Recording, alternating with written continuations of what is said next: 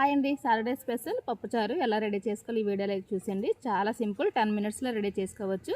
నేను ముందే కుక్కర్లోనైతే పప్పు, టమాటో, ఆనియన్స్ కుక్కర్లో అయితే 3 విజిల్స్ వేసుకొని పక్కన పెట్టేసుకున్నాను. దాని తర్వాత పెద్ద బాండి తీసుకొని ఆనియన్స్, పచ్చిమిర్చి వేసి బాగా ఫ్రై చేసుకున్న తర్వాత మనకి ఎన్ని వెజిటేబుల్స్ కావాలంటే అవన్నీ యాడ్ చేసుకొని బాగా ఫ్రై చేసుకోవాలి. దాని తర్వాత ఫ్రై అయిన తర్వాత కొంచెం పసుపు, కారం, ఉప్పు, గరం మసాలాలు కూడా యాడ్ చేసుకోండి. సాంబార్ మసాలా కూడా ఇప్పుడే యాడ్ చేసుకొని బాగా ఫ్రై చేసుకోవాలి.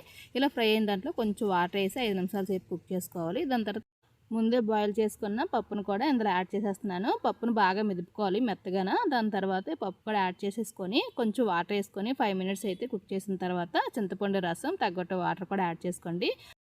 ఈ సాంబారు 5 మినిట్స్ బాయిల్ చేసుకుంటే రెడీ అయిపోతుంది. మన సాంబార్ చాలా సింపుల్. చాలామంది అయితే సాంబార్లో బెల్లం కూడా యాడ్ చేస్తారు. మా అమ్మమ్మ అయితే బెల్లం యాడ్ చేసేసేది, కానీ నాకు బెల్లం అంటే అంతగా ఇష్టం ఉండదు. నేను బెల్లం యాడ్ చేయలేదు, స్కిప్ చేసేసాను. దాని తర్వాత కొత్తిమీర యాడ్ చేసుకొని బాగా మిక్స్ చేసుకున్న తర్వాత తాలింపు వేసేసుకోవడమే సాంబార్కి.